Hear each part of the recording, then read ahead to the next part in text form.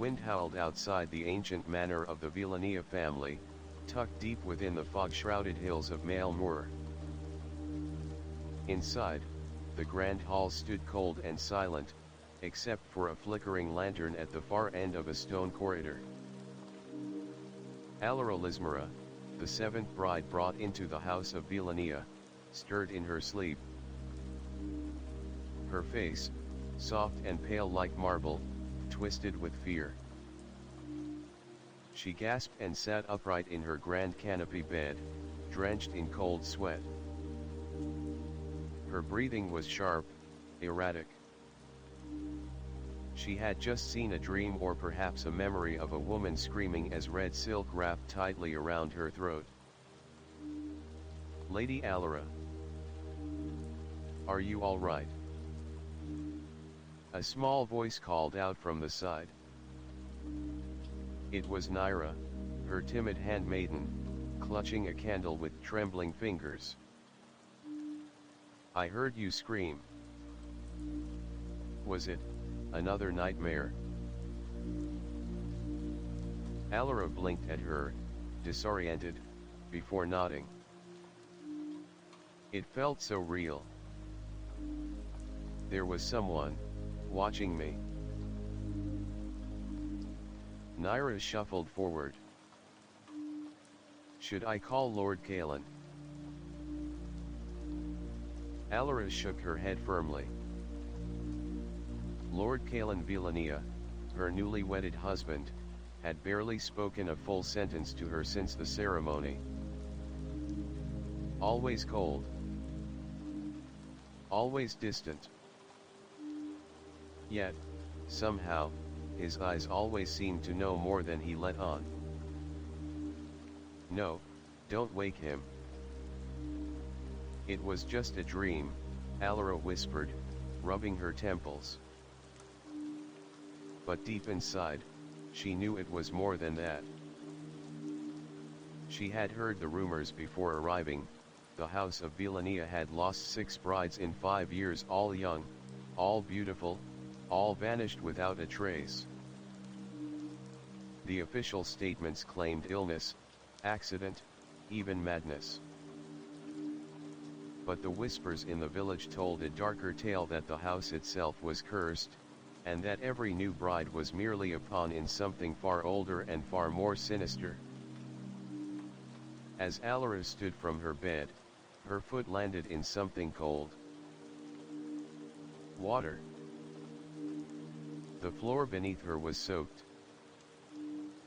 "Naira, why is there water on the floor?" The maid gasped, holding the candle closer. The entire area around the bed was damp. No rain had fallen that evening, and the ceiling was made of solid oak. I don't know, my lady. Perhaps the servants spilled something." Alara narrowed her eyes.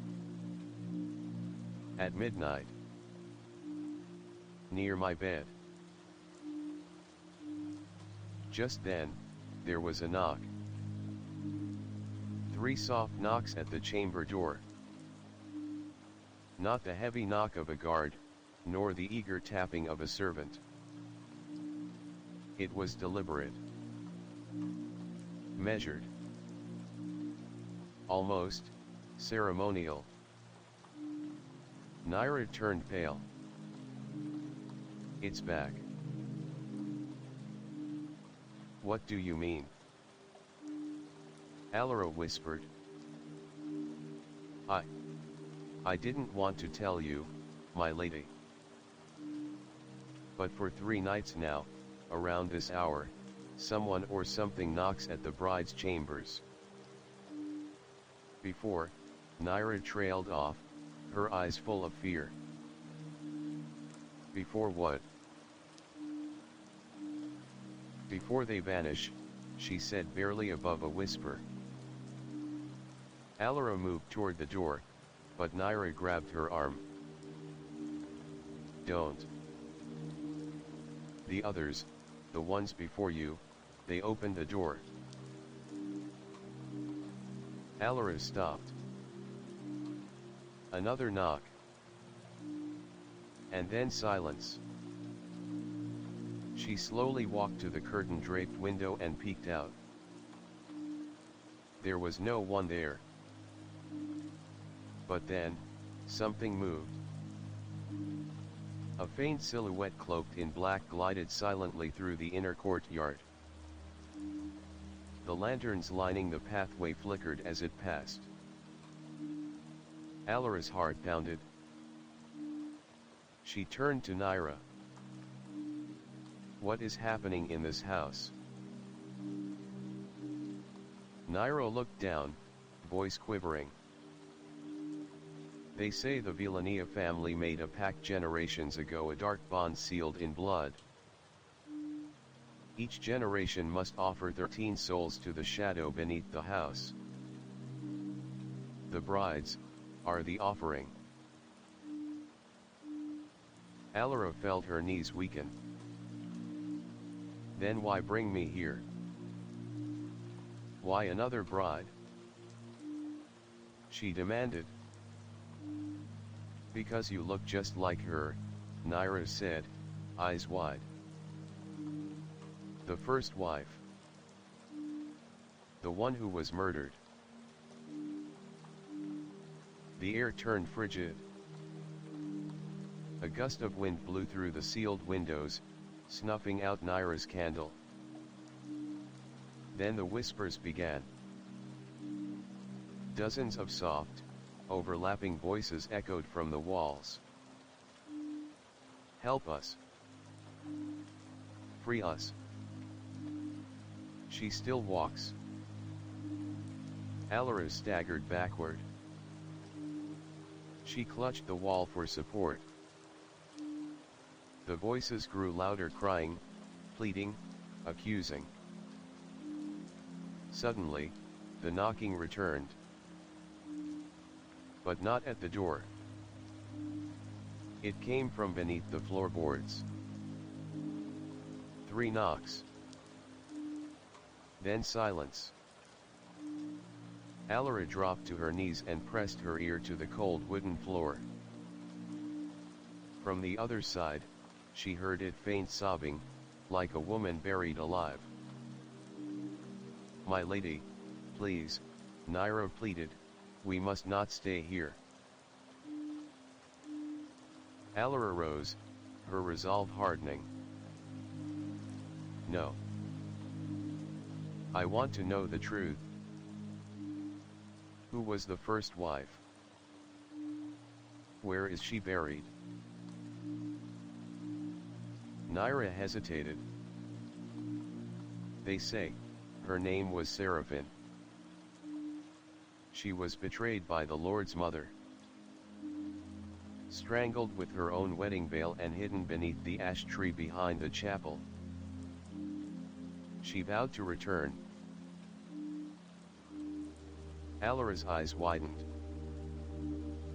That name. That ash tree.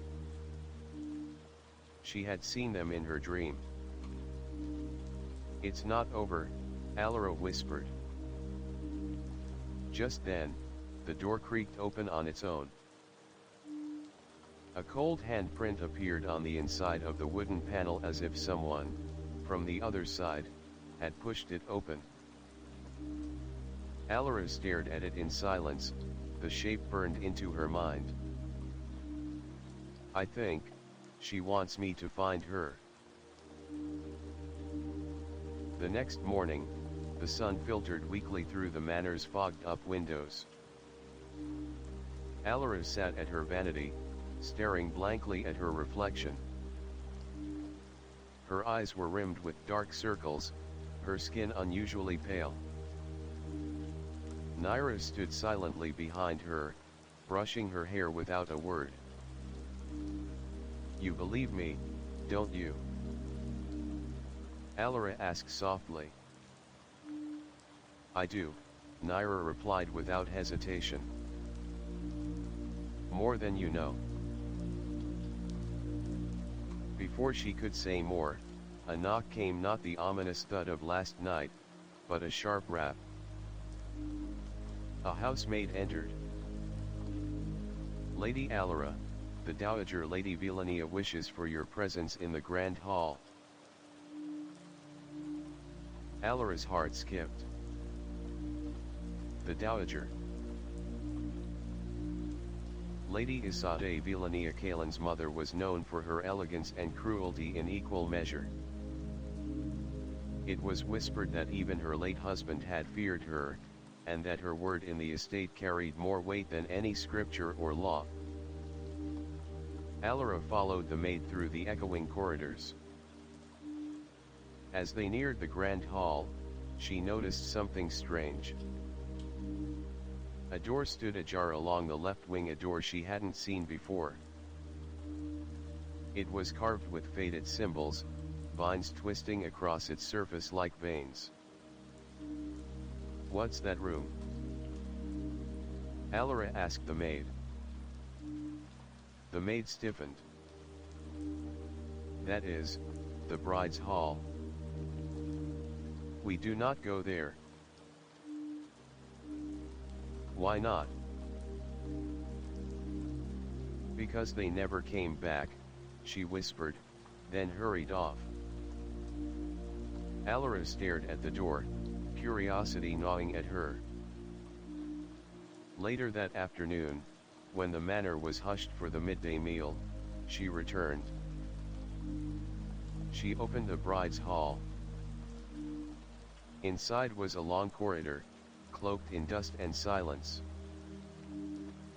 Portraits lined the walls, all young women, dressed in ceremonial wedding gowns. 6 in total. Each canvas was aged, cracked, yet their eyes seemed alive. Their gazes followed her. The final space on the wall had a frame, but no painting. Alara moved closer. Something fluttered to the floor. A piece of paper, yellowed and fragile. It read, "To she who bears my face. Leave before the moon wanes, or you will join us." Alara's fingers trembled. Suddenly, the door slammed shut behind her. A low humming began, a chorus of whispers from the portraits. "You're the 7th. She wears the veil. She walks again." Alara turned.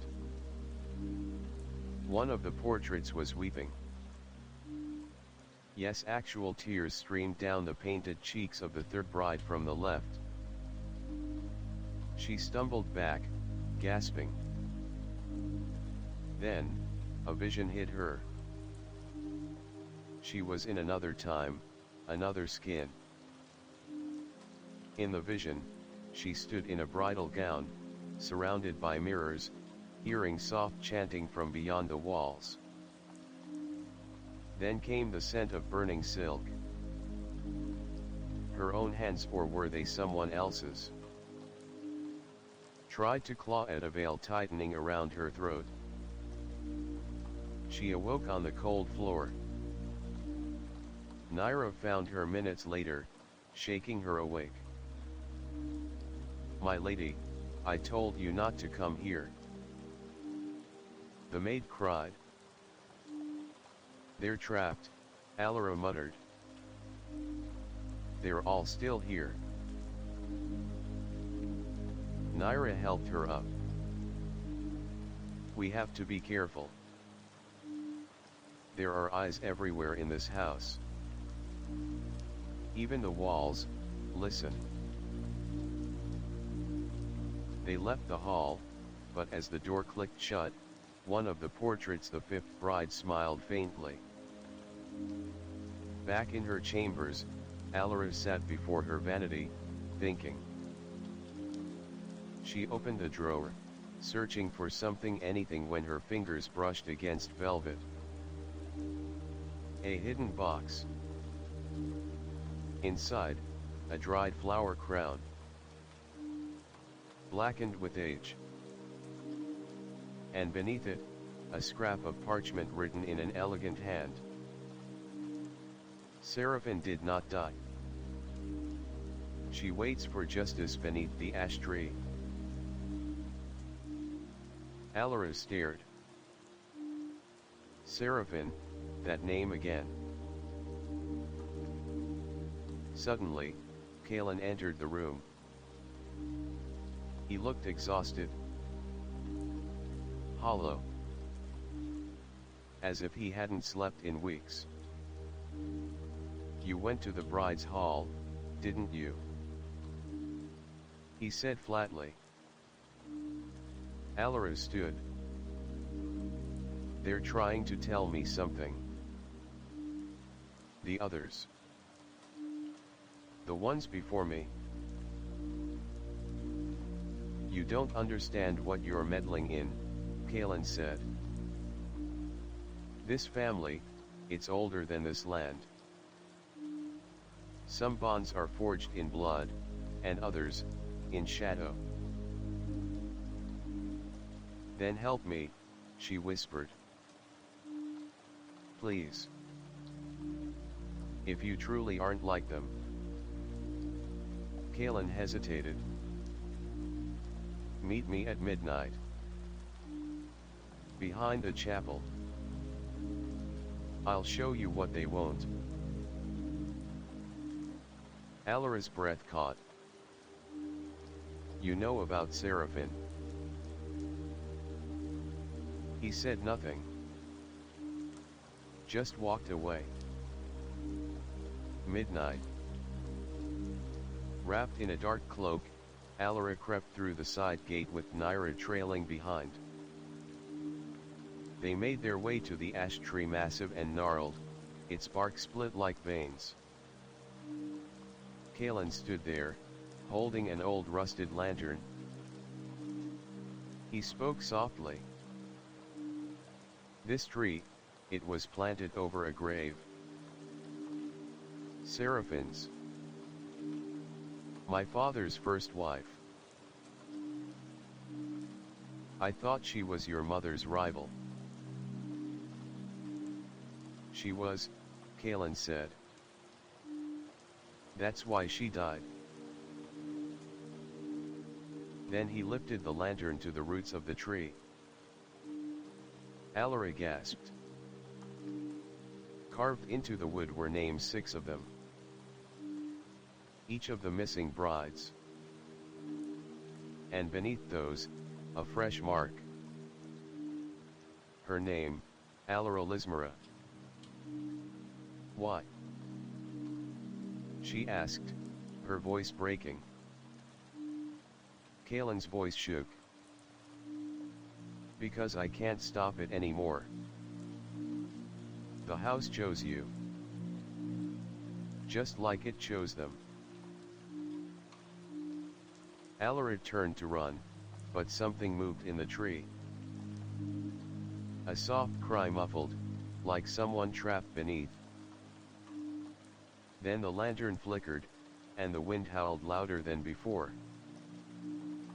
From the shadows, figures emerged, faint outlines in white dresses, their faces shrouded in torn veils.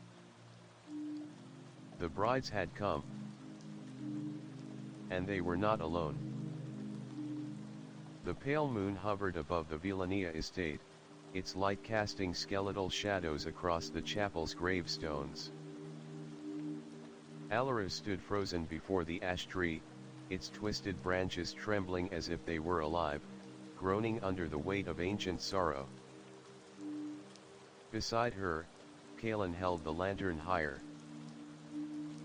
The light flickered, revealing what the darkness had hidden, faint claw marks gouged into the bark, as though someone had tried to crawl out from the earth beneath. "They were buried alive," Alara whispered, her voice breaking. Kalen didn't answer. She turned to him, eyes wide with rage and fear. "You knew this?" You knew they were killed, sacrificed. You let it happen. I didn't let it, he murmured. I just couldn't stop it. Before she could speak again, the wind around them twisted into a howl. The lantern dimmed. And then they came. From between the trees, from behind the tombstones, from the mists itself, 6 figures appeared, each draped in white, faces veiled, steps slow and deliberate. The brides. Their presence warped the air, turning it cold and heavy, like the hush before a funeral bell. Alara stepped back, but her feet felt rooted. The veils fluttered even though the wind had ceased. Then, they spoke. Not with voices, but with thoughts, poured directly into her mind. You are the 7th. The final. The 13th will complete the circle. We were promised peace. We were given pain. She walks again. The one who began it all. She wears your skin. Alara clutched her head. The whispers clawed into her skull. Kalen moved between her and the brides, raising his lantern. Leave her. She's not like the others. But the apparitions did not flinch. Suddenly, a shriek shattered the air, a piercing, inhuman sound from beneath the ash tree. The ground cracked. Roots shifted. And a hand emerged from the soil. A woman's hand, skeletal and pale, still wearing the shredded lace of a bridal glove. Seraphim. Alara gasped. The buried bride. The earth split wider. The figure dragged herself up, inch by agonizing inch. Her face, when it emerged, was half decayed, half beautiful, one eye socket empty, the other glowing with rage. Yet, despite her grotesque state, her veil fluttered like silk, and her bridal crown glistened like it was new. Naira screamed behind them. She had followed secretly and now fell to her knees, sobbing. She's awake, she's not supposed to wake. Seraphine's gaze locked onto Alara. You carry my blood, her voice croaked, half whisper, half wail. You must finish what I could not. Alara backed away, trembling. What do you mean? Seraphine raised a finger toward the manor. The house is alive. The bloodline is cursed. The Dowager Isade, she is the binding. As long as she lives, the hunger continues. Kalen shook his head. My mother is a woman, not a monster. No, Seraphine snarled, she is the monster. The moment shattered when the ash tree exploded into flames, black fire that gave no light. Kalen grabbed Alara's arm and pulled her away, shouting, we have to leave now. As they ran, the air behind them filled with a bone-chilling screech. The brides were not chasing, but they watched, their blank veils fluttering like mourning banners in the wind. Back in her room, Alara paced frantically. She said, I'm the 13th, she muttered. Why 13? There were 6 brides before me. Kalen sat with his head in his hands. Because there have been more. He rose, opened the armoire beside the fireplace, and pulled out a dusty black book bound in cracked leather. On its cover, a sigil resembling the ash tree, encircled by runes. This book is forbidden. It holds the family's oldest records. The truth of how the pact began. He opened it to the first page. A drawing. 13 women, veiled, standing in a circle around a figure cloaked in shadow. The house of Velenia was built on blood, Kalen said. To gain power, my ancestors summoned something beneath the earth. A spirit, a god no one knows. In return, it asked for 13 brides over 13 generations. Women who bear beauty, innocence, and a willingness to sacrifice. Alara's throat tightened. So every few years, a new bride is offered. Yes, Kalen said. Until the count is complete. But I'm only the 7th bride, Alara said. He turned the page. It showed names. 12. Alara ran her finger across them: dates, initials, causes of death. And there, at the bottom, number 13 was her name, already written in ink, Alara Lismara, age 19. But I'm not dead, she whispered. Not yet, Kalen said grimly. That night, Alara sat by her window, looking out into the fog. The ash tree still smoldered in the distance. Somewhere deep within the manor, she heard distant chanting. She turned to Naira, who had refused to leave her side. If I want to end this, I have to find Lady Isate's secret, she said. There is a room, Naira whispered. One no one is allowed to enter. The Crimson Mirror Room. They say it reflects your soul and something else, something that shouldn't be seen. Alara stood. Take me there. Naira hesitated, then nodded. They crept through the silent halls past midnight, torches dimming as they passed. The manor seemed to pulse, walls breathing faintly, floorboards groaning beneath secrets long buried. At the end of the west wing, Naira stopped. This is it, she said.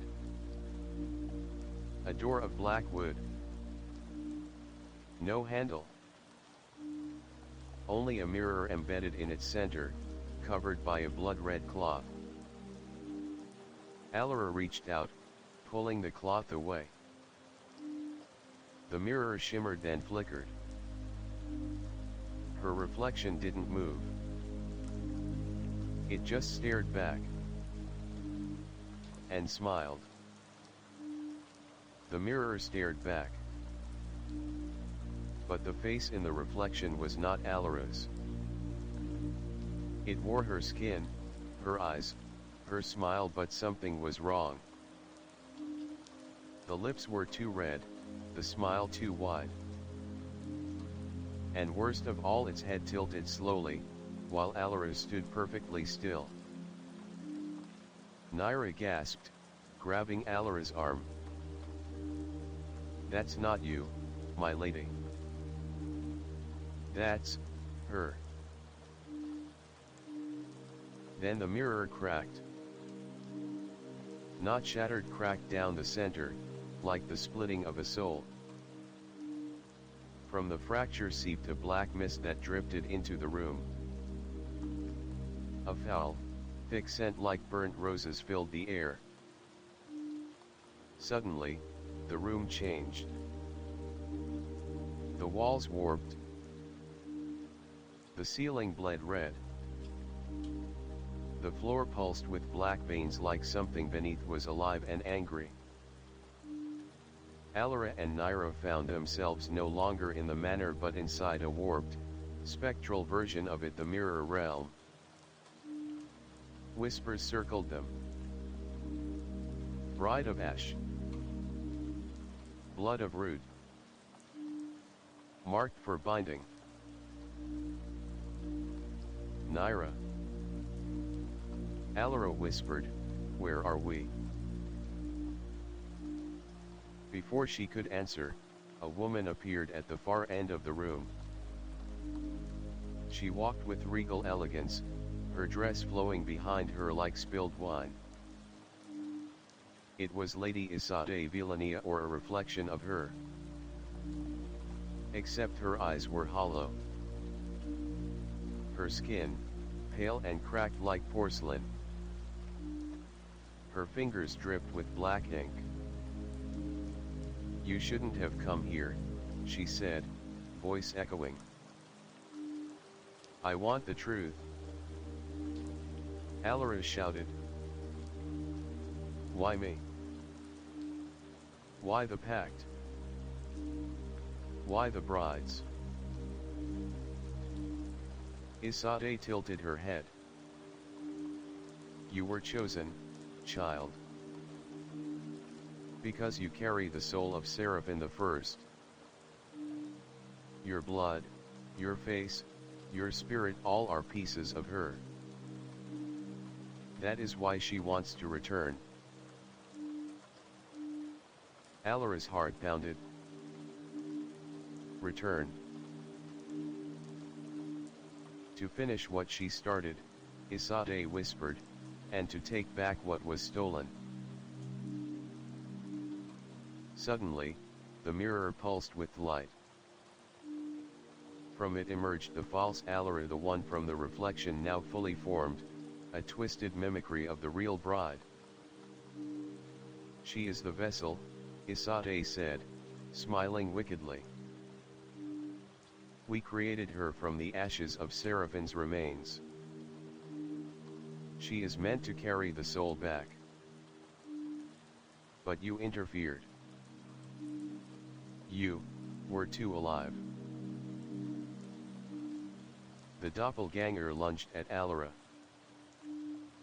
Naira threw herself in front, screaming, "Run!" Alara fled. She sprinted through the twisted halls of the Mirror Manor, chased by her shadow. The walls dripped blood. Paintings wept. Chandeliers spun like nooses overhead.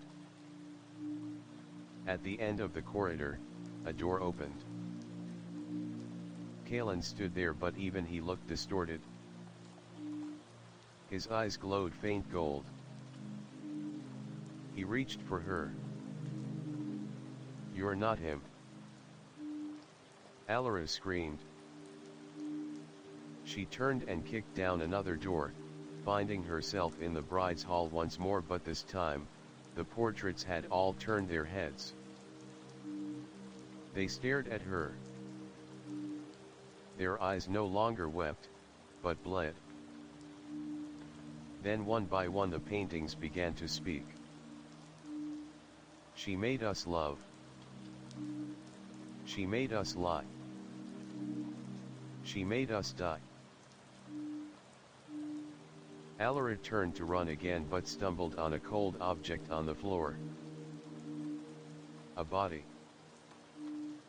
Naira. Her throat was bruised. Her eyes wide open, frozen in terror. "No." Alara sobbed. "No, please. but then Naira's hand twitched. "Wake, wake up," she whispered. "It's not real." Alara blinked. She was back in her bed. Sweating. Trembling. Kalen stood by her side. "The real Kalen." "You were convulsing," he said. "Screaming in your sleep." "It was a dream," Alara whispered. "No," Kalen replied, holding up something in his hand, a red shard. "It was a piece of the crimson mirror." "It's starting," he said. "The binding is awakening. The 13th soul must be sealed or the house will fall." Later that day, Lady Isade summoned Alara. She waited in the grand hall, draped in ceremonial robes of silver and crimson. Candles flickered, casting shadows that moved like fingers. "My dear," she said sweetly.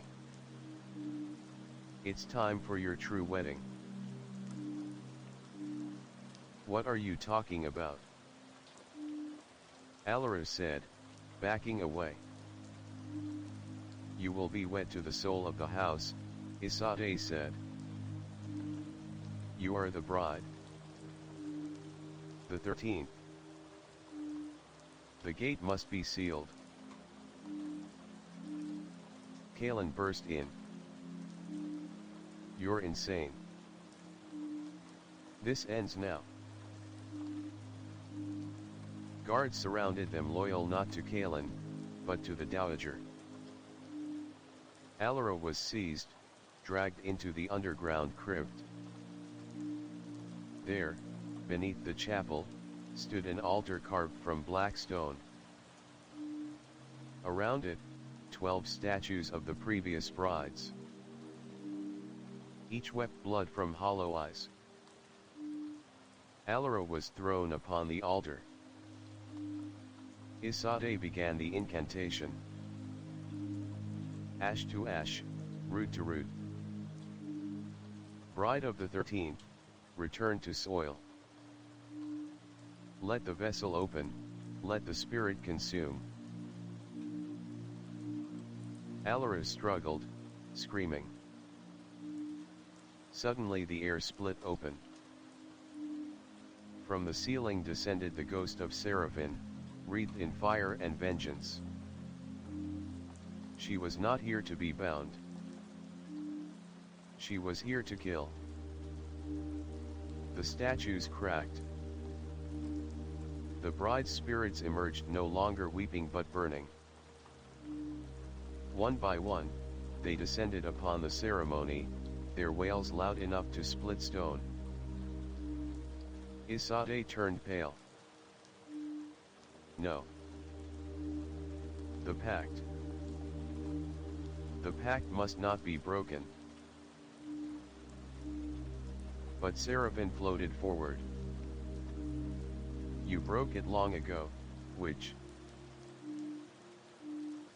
Her hands plunged into Isade's chest. With a shriek, the dowager turned to ash. The altar exploded. Kalen grabbed Alara, shielding her. And everything went black. Silence. A deafening, all-consuming silence. Then coughing. Alara gasped, choking on thick dust as she clawed her way up from the shattered stone floor. Her body ached, her skin covered in ash. Around her, the crypt lay in ruin. The statues of the 12 brides had crumbled to rubble. The altar was cracked in two, bleeding black sap like a wounded tree. Kalen knelt beside her, blood trickling from his forehead. His breathing was shallow, but steady. "She's gone," he rasped. "Isade is gone." Alara nodded slowly, her voice hoarse. "And Seraphine?" The air grew cold. From the darkened edge of the room, a figure drifted forward, elegant, ghostly, crowned with a veil of smoke.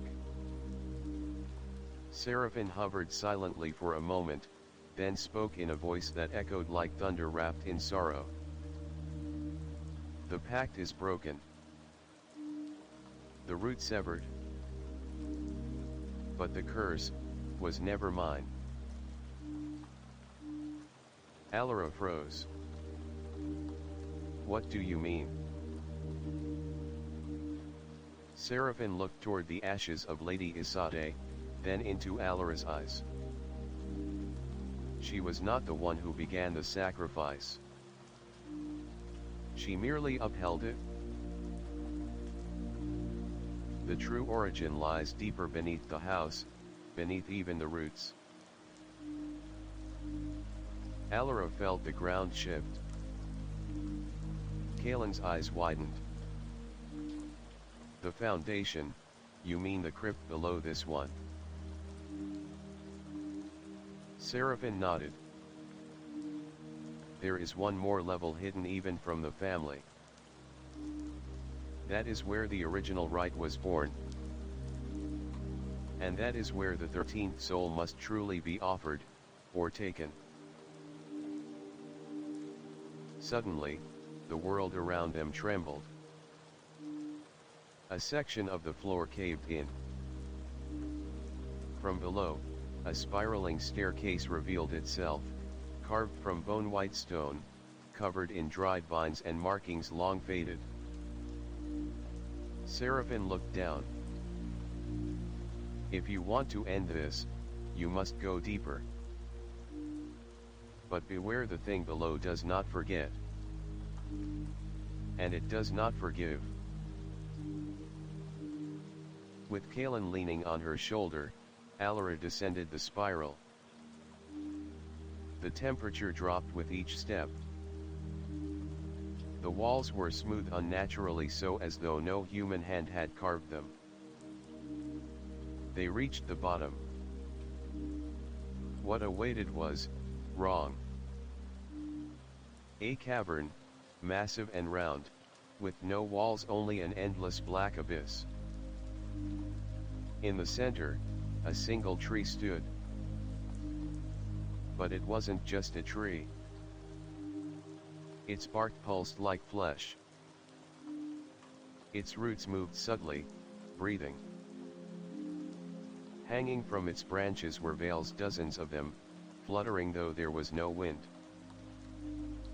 At its base was a massive altar, older than any structure in the manor, cracked and slick with dried crimson. "This is it," Kalen murmured. "The root altar." Alara stepped forward. But then it spoke.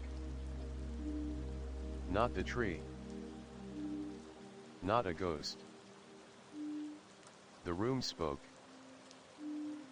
A voice, deep, slow, like stone grinding against stone. "You have come to offer. You have come to bleed. Where is the bride?" Kalen stepped forward, shielding Alara. "No. She isn't yours. Then you shall be." Suddenly, black roots shot up from the ground, wrapping around Kalen's arms and legs. He struggled, groaning as the roots dug into his skin. Alara screamed. "Let him go." The voice boomed again. "A soul for a soul. A heart for a heart. A vessel for a vessel." Just then Seraphine reappeared, but this time she was changing. The ghostly features melted into something solid, tangible. She was becoming whole. "I will take the 13th place," she whispered. "I began this. Let me end it." Alara turned to her. "No, you'll die. For real this time." "I've already died," Seraphine said, gently. "But I never rested. This is my peace." The ground rumbled violently. Seraphine walked toward the altar. The veils above fluttered wildly. The roots withdrew from Kalen, who collapsed beside Alara. Seraphine climbed onto the altar, lying down with serenity in her eyes. "I forgive you," she whispered to the house, to the land, to whatever listened in the deep. And then the altar ignited. Not with flame, but with light. A blinding, radiant white light that filled the cavern and surged upward like a geyser. The tree shrieked an inhuman cry that made the air itself tremble. One by one, the veils burst into ash. And the voice cried out one last time. "The bond is broken." And then silence. The roots withered. The altar cracked. And Seraphine's body was gone, not burned, not buried, just gone. Kalen and Alara made their way back up through the spiral staircase, each step heavier than the last. When they reached the chapel ruins, dawn had broken. The ash tree outside had fallen split in two, its roots shriveled. Servants whispered as they watched the couple emerge, some crying, others stunned. Inside the manor, the crimson mirror had shattered completely. Isade's throne was empty. The house had finally exhaled. That night, Alara sat by the window once more. The fog had lifted. For the first time, stars shone over the Velenia estate. Kalen approached, wrapping a blanket around her shoulders. "It's over," he said.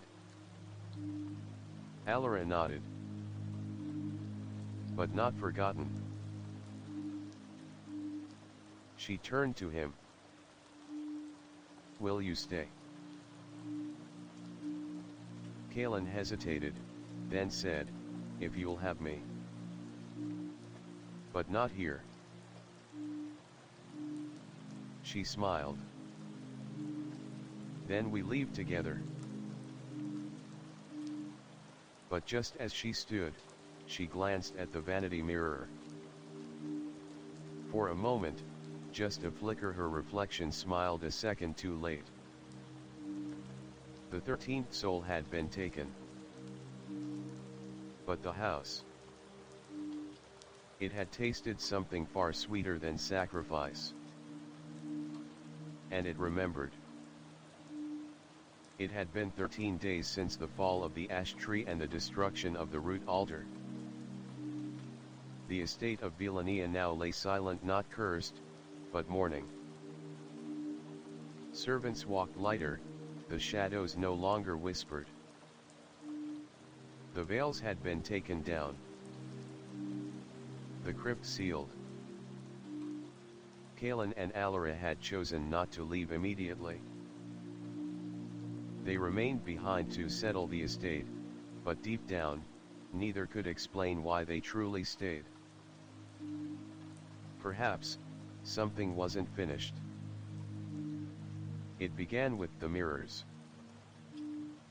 Alara noticed it first in the bathing chamber. She turned her head to the left, her reflection delayed by a breath. The next day, in the hallway mirror, her reflection smiled faintly, though her face remained still. She didn't tell Kaylin. Not yet. One night, Kaylin found her standing outside in the garden, barefoot, whispering to the ash stump as if it were alive.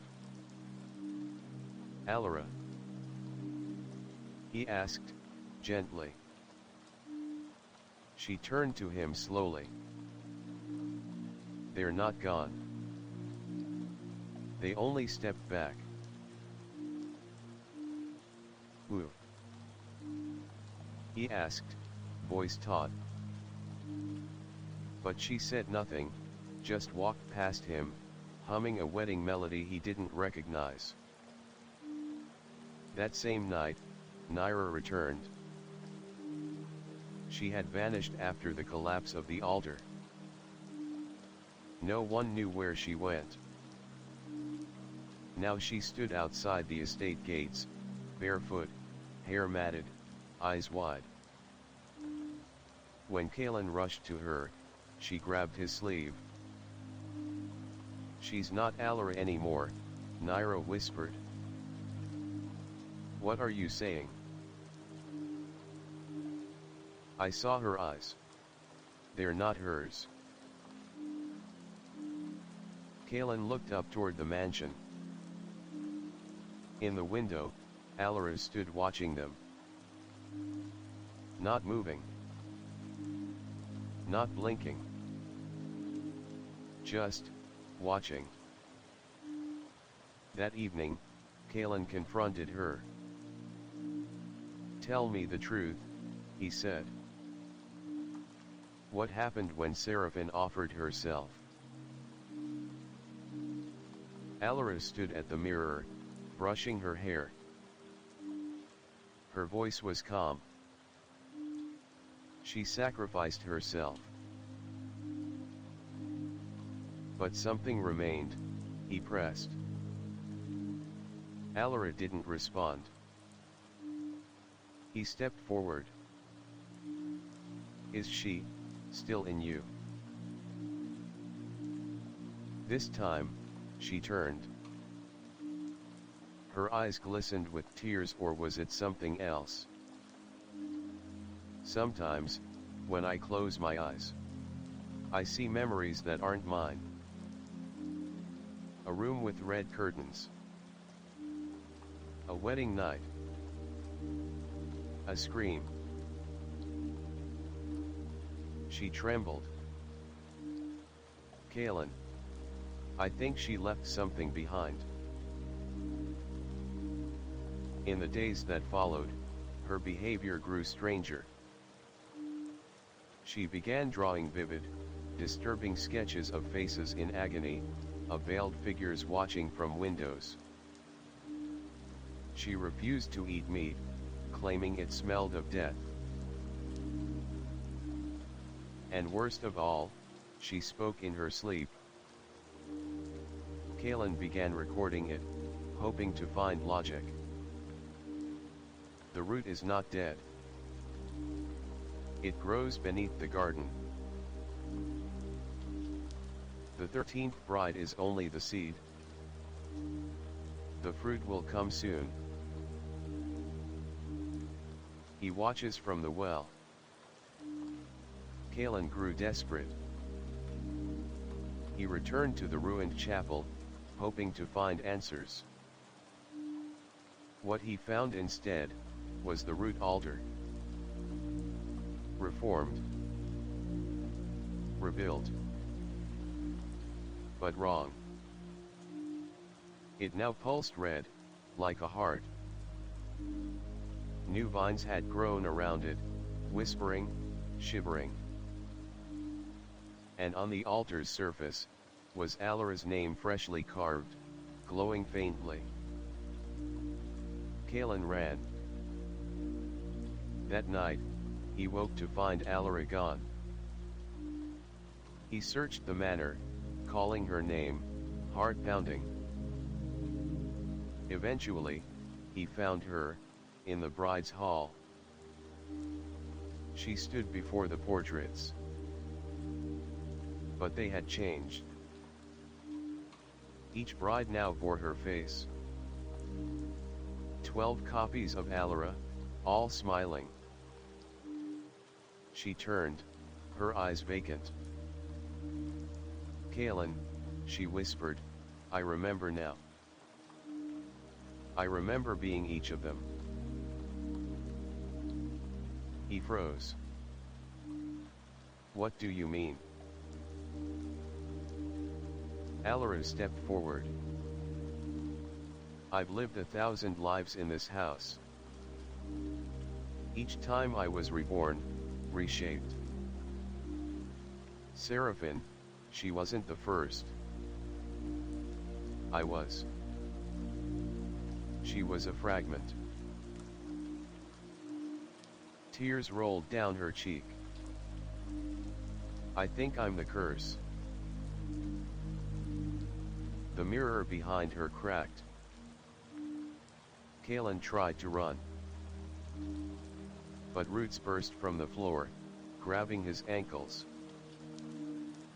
Alara screamed, but it was not her voice. It was dozens. Hundreds. The voices of the brides, the daughters, the maids, the lost. All of them screaming from inside her. The room pulsed with darkness. Suddenly silence. Kaelin blinked. The roots were gone. Alara lay on the ground, unconscious. When she awoke, she was back in bed. "Where am I?" she whispered. Kaelin leaned over her. "Safe. You're safe now." But in the corner of the room, the cracked mirror pulsed faintly, glowing with red light. And in it, a figure stood behind Kaelin, wearing Alara's wedding dress. The days grew shorter, and the shadows within the Velenia estate deepened. Alara's waking hours became fragmented, a mosaic of memories, nightmares, and eerie blank spaces where time slipped away. She found herself wandering the halls at odd hours, drawn by a silent call she could not resist. Kaelin watched her with growing dread. "Alara," he pleaded one evening, "you have to tell me what's happening to you. You're not well." But Alara only smiled, a cold, empty smile.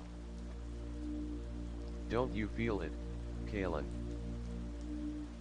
The house is alive. It breathes. It remembers. And it wants me." One night, Alara slipped from her chamber and ventured into the garden.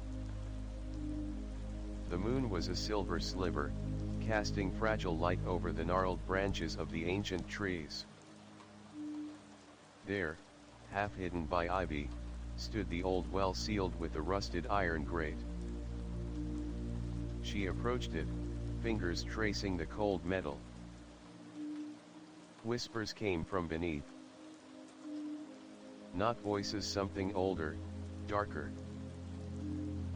"Come to me," they beckoned. Unable to resist, Alara pried open the grate. Cold air rushed up, carrying scents of earth and decay. She leaned over, peering into the black void. And from the darkness, two glowing eyes stared back. Kaelin found her there, crouched by the well, whispering words in a language he did not recognize. "Alara. Stop." She turned slowly, eyes gleaming unnaturally. You don't understand, Kalen, she said. This well, it's the source. He grabbed her arm, but she pulled away, laughing softly. Seraphine's soul did not rest here. Neither did the others. This well feeds the curse. It drinks the souls, the pain, the fear. And it grows. Kalen felt a chill as the ground beneath the well trembled.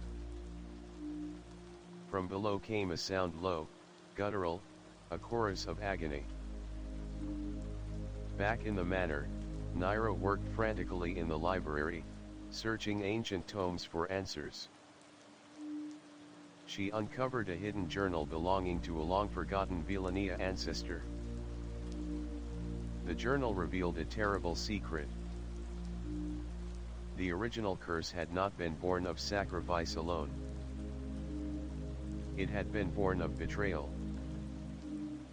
Centuries ago, Lady Isolde Velenia, the matriarch of the family, had made a pact. But the pact was a lie. She had promised power and longevity in exchange for loyalty. Instead, she trapped the souls of her daughters-in-law in an eternal prison, feeding the house's dark hunger. And the well was the gateway. Armed with this knowledge, Naira rushed to find Kalen and Alara. She burst into the chamber just as Alara began a strange chant, her voice blending with the whispers from the well. Kalen grabbed Naira. You have to stop her. But Naira shook her head. Alara's the key. Only she can break the cycle. Kalen looked to Alara, who was entranced. Her eyes shone bright with an otherworldly fire. Suddenly, the well exploded in a shower of dirt and black water. From the depths rose a figure, shadowy, twisted, with the faces of all 12 brides flickering like ghosts across its form. It reached for Alara. Kalen, Naira, and Alara stood united. Kalen raised a silver dagger, an heirloom passed down to break the curse. Alara closed her eyes, chanting words from the journal. The dark figure screamed, its form flickering like a dying flame.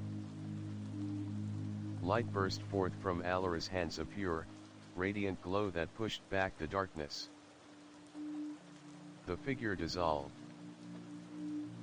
The well sealed itself, vines curling like a sleeping serpent. Exhausted, Alara collapsed into Kalen's arms. The curse had been weakened but not destroyed. The house was silent. For now. The dawn barely touched the cold stone floors of Velenia Manor as Alara awoke, shivering, her mind a whirlwind of fragmented memories and whispered voices. Kalen sat beside her, eyes heavy with exhaustion and worry. You did it, he said softly. You weakened the curse. But Alara shook her head, her voice distant. I only delayed it. She stood, pacing. There's something I need to know. Who am I really? Why am I connected to this curse so deeply? Kalen pulled from his cloak a delicate locket tarnished with age but still gleaming faintly. Inside was a faded portrait of a woman strikingly similar to Alara, but with eyes darker, filled with sorrow. This is your ancestor, Lady Alara Velenia, Kalen explained. She disappeared over 3 centuries ago, just before the curse began. Alara's breath caught. You mean I'm her descendant? Kalen nodded. More than that. You're the last living heir of the original bloodline. The curse was born from her betrayal or sacrifice, no one knows which. That evening, Alara ventured into the manor's hidden archives, a room forbidden to all but the family. Dust-covered tomes and yellowed scrolls whispered secrets. Among them, Alara found a diary penned by Lady Alara herself. Reading it, she uncovered a story of love and betrayal. Alara had fallen in love with a man outside the family, a healer who promised to free her from the dark fate of Velenia. But the matriarch, Lady Isolde, had discovered the plan and cursed Alara to eternal bondage through the bride's hall and the well. Alara tried to protect her descendants by binding her spirit with the ritual, Alara whispered, tears streaming. That's why I feel her inside me. Suddenly, the room grew cold. A whisper echoed, low and commanding. The bloodline must be preserved.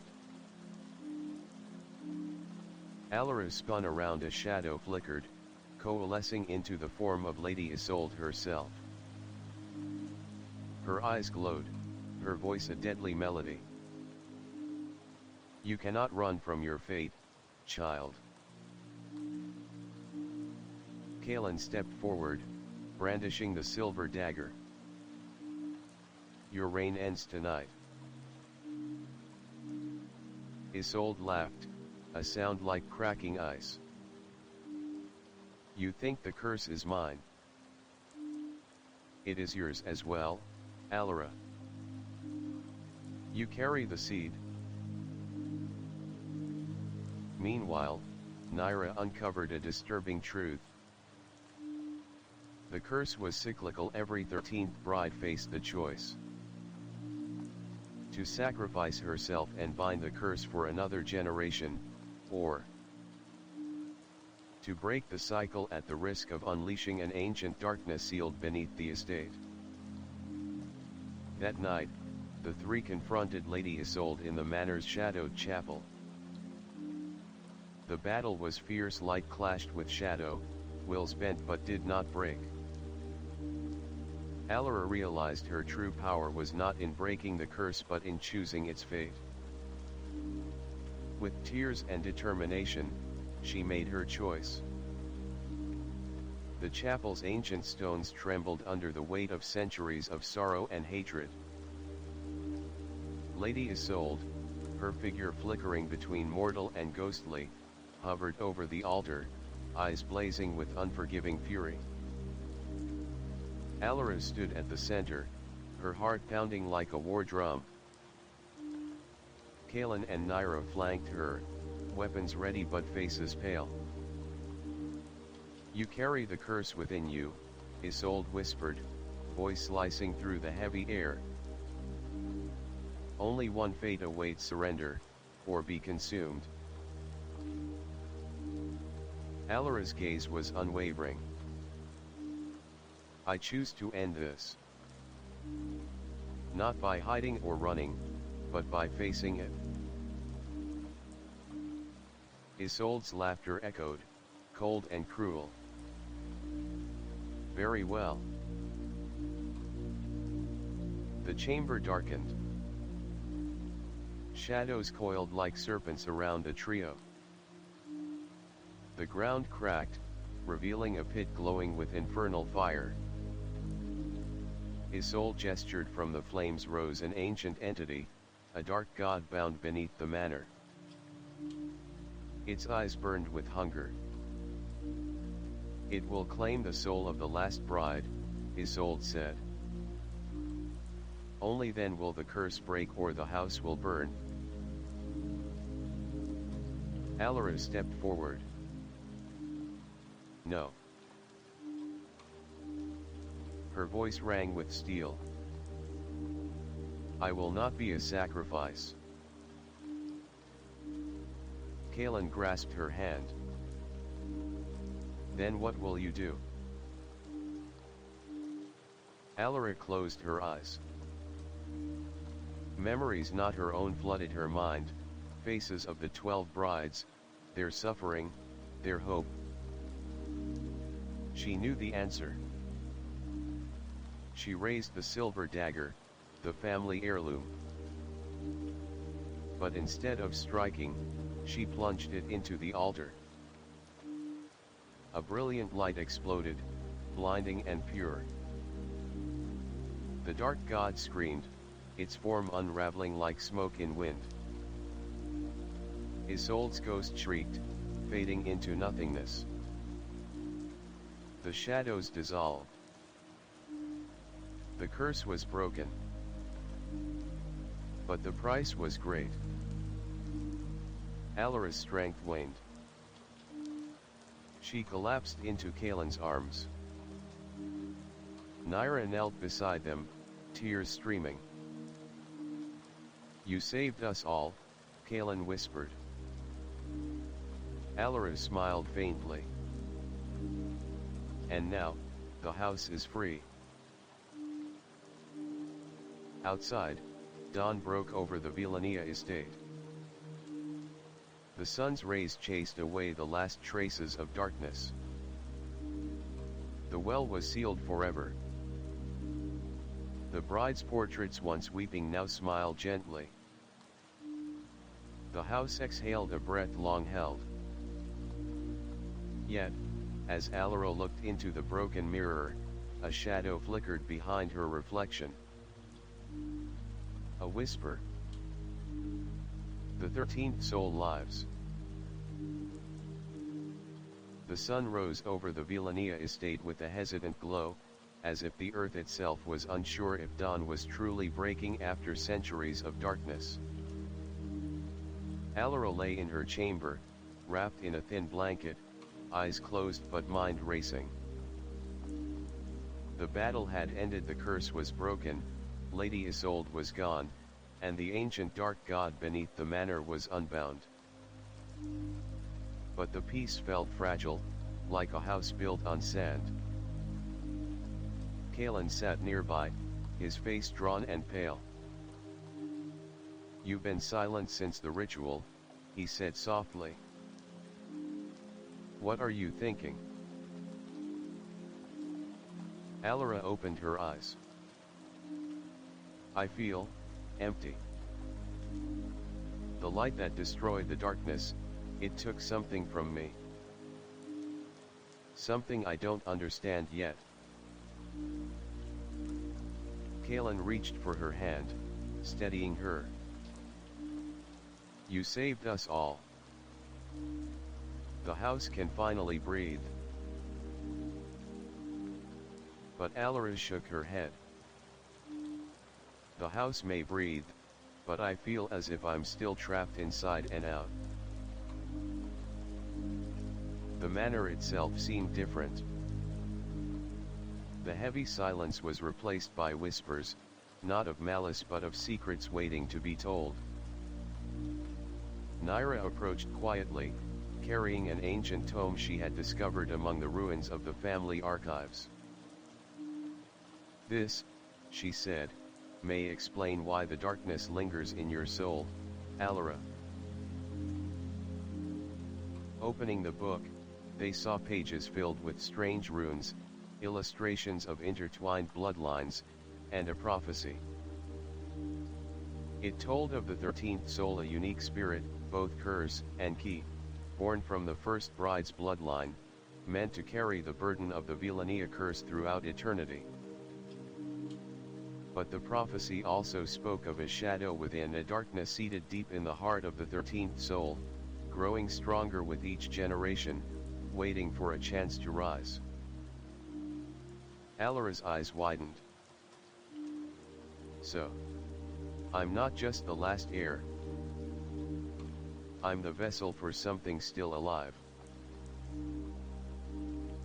Naira nodded gravely. Yes. Breaking the curse wasn't the end. It was the awakening. As days passed, Alara's dreams grew darker. She saw visions of herself walking through endless corridors lined with mirrors, each reflection a distorted version of her, some smiling, others screaming. In one dream, a voice whispered, "The shadow waits, the seed grows." One night, she woke screaming, her room filled with a cold mist. In the mirror above her dresser, she saw not her own reflection but a pale woman with hollow eyes reaching out. Kalen rushed in, holding a lantern. "You're not alone in this," he promised. Determined to understand the shadow within, Alara and Kalen ventured into the manor's forbidden places, the underground crypts, the sealed wells, and the ancient family vaults. There, beneath layers of dust and time, they found a hidden chamber, the Chamber of Echoes. The walls were lined with shards of the crimson mirror, each pulsing faintly with red light. In the center stood a pedestal, carved with symbols matching those in the prophecy. Alara approached cautiously. Suddenly, the shards flared with light, forming swirling images of the 12 brides, their faces contorted in silent screams. The chamber echoed with their voices. "Free us. End the cycle. Sever the shadow." Alara realized the bride's spirits were trapped in this chamber, bound to the shards that still carried the curse's power. With Naira's help, they devised a plan to shatter the shards and release the bride's spirits once and for all. But as they began, the chamber trembled violently. From the darkness emerged a figure, the shadow within. It was a dark reflection of Alara, her face twisted with rage and sorrow, eyes glowing crimson. The shadow spoke, voice cold as death. "You cannot free them without losing yourself." Alara stood firm. "This ends tonight." The battle was fierce and surreal. The shadow struck with power born of centuries of pain and rage. But Alara fought with the light gifted by the ritual, the love she shared with Kalen, and the strength of the bride's spirit's yearning for freedom. With a final cry, Alara plunged the silver dagger into the shadow's heart. The chamber exploded in blinding light. When the light faded, the shards lay shattered. The spirits of the 12 brides rose, radiant and smiling, finally freed from their eternal prison. They thanked Alara, their voices like a gentle breeze. "You are the true savior, the 13th soul." As the spirits ascended, the chamber's walls crumbled, revealing a path leading upward. Alara, Kalen, and Naira emerged into the morning sun. The manor was silent, peaceful. The curse was broken for good. But as Alara looked at her reflection in a shattered piece of the crimson mirror, a single crimson tear trickled down the glass. The shadow within was gone, but its mark remained. The Velenia estate stood bathed in soft morning light, the once oppressive shadows having retreated into memory. The manor's heavy doors, locked for generations, now opened freely, welcoming the first rays of peace. Alara walked through the halls, her footsteps light but purposeful. The weight of the curse had lifted, yet she felt the invisible scars it had left behind, etched deep into her soul. Kaelin followed silently, watching her with quiet admiration and a hint of concern. Days turned into weeks. The manor began to heal alongside its inhabitants. The portraits of the brides were restored, no longer weeping, but smiling softly, guardians of a tragic past now at rest. Servants returned, the grounds flourished, and laughter cautiously filled the air. Yet, not all was as serene as it seemed. Alara found herself haunted by memories, not her own, flashes of lives lived and lost, echoes of the brides who had come before her. She confided in Kaelin one evening as they walked beneath the blooming ash tree's new saplings. "I can still hear their voices sometimes," she said, voice trembling. Kaelin squeezed her hand. "You carry their strength now, not their burden." But Alara shook her head. "I feel divided. Part of me belongs to the past, to the curse itself." One night, a visitor arrived.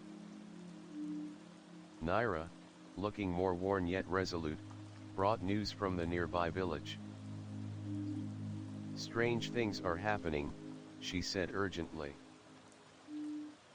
"People speak of shadows lingering near the manor, of whispers on the wind." Alara's gaze hardened. "The curse is not done with us." Seeking answers, they delved deeper into the family's history. Ancient scrolls revealed a hidden prophecy. The curse, though broken, had sown seeds of darkness in the bloodline. A choice awaited the 13th soul, to sever the bond forever, but at great cost, or to protect it, preserving the family's legacy and power. Alara struggled with the truth. The freedom she fought for demanded sacrifice, a sacrifice that could change her forever.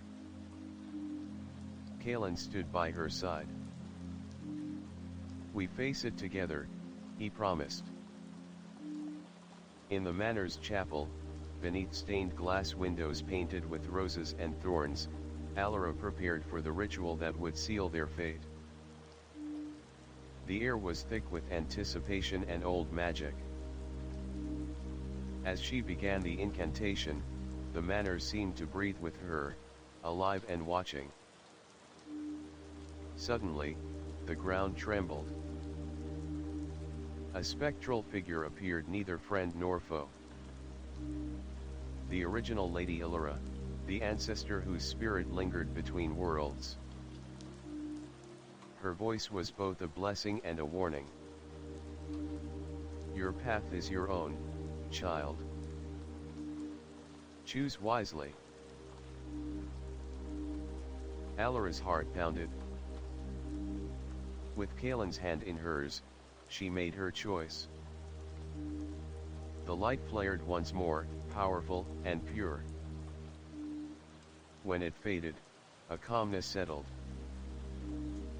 The shadows had lifted. Alara and Kaelin stood together, gazing at the horizon. Their future was uncertain, but free. The scars of the past remained, but they no longer defined them. The first light of dawn crept through the stained glass windows of Velenia Manor's chapel, scattering fractured colors across the cold stone floor. Alara stood alone before the altar, the ancient silver dagger resting gently in her hands. Outside, the world was awakening to a future unknown, a future she was now determined to shape. Her journey had been long and harrowing. She had faced the ancient curse, the shadows of 12 brides before her, and the dark god imprisoned beneath the estate.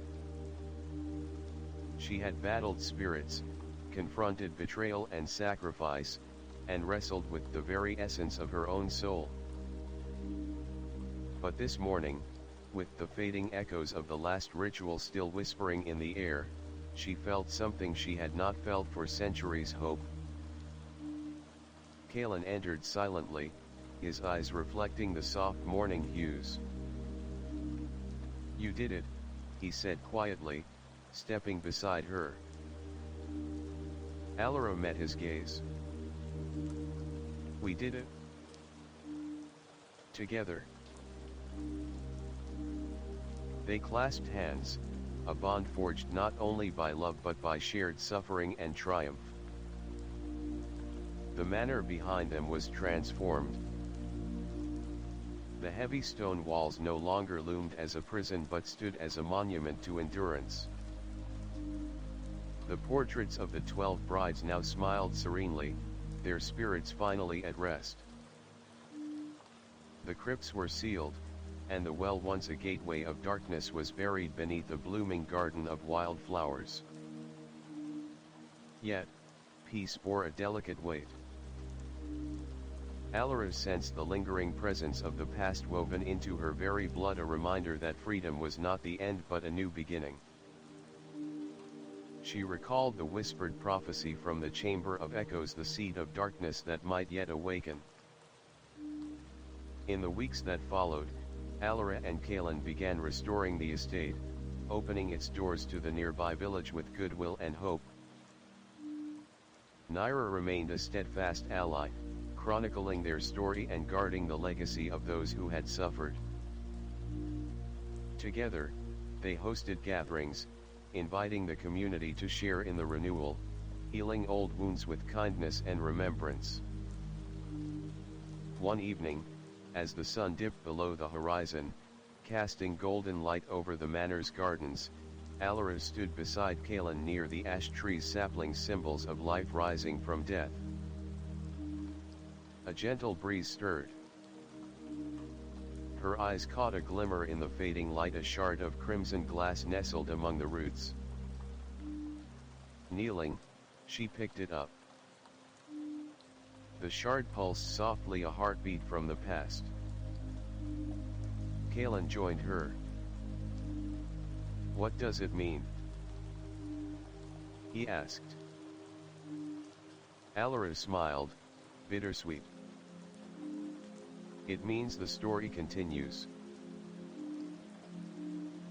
That night, as the manor settled into quiet slumber, Alara gazed into the shattered mirror fragments scattered across her chamber. Her reflection shimmered briefly, revealing the faces of the 12 brides, smiling softly. Then, the glass pulsed once more. A whisper barely audible. "The 13th soul lives on, but this time, by her own will."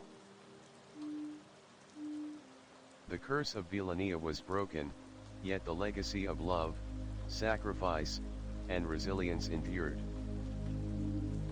Alara was no longer merely the last bride, she was the first of a new line.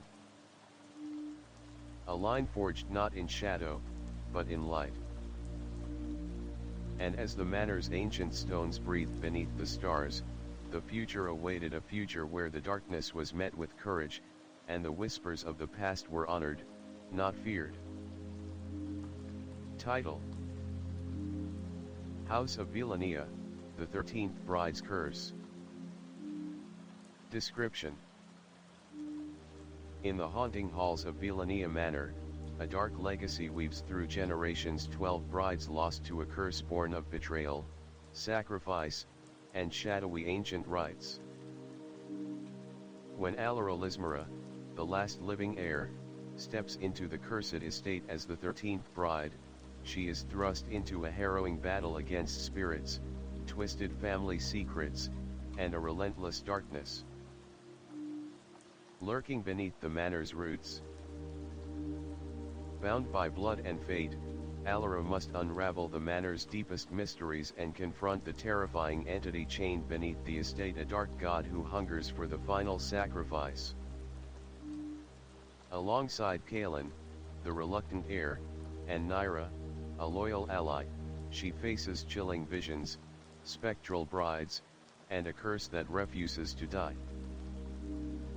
As the line between life and death blurs, Alara discovers that breaking the curse demands more than courage. It demands sacrifice, love, and the ultimate choice, to be consumed by the darkness or to become the light that shatters it forever. House of Velenia, the 13th Bride's Curse is a tale of horror, mystery, and redemption, exploring the enduring power of legacy and the price of freedom.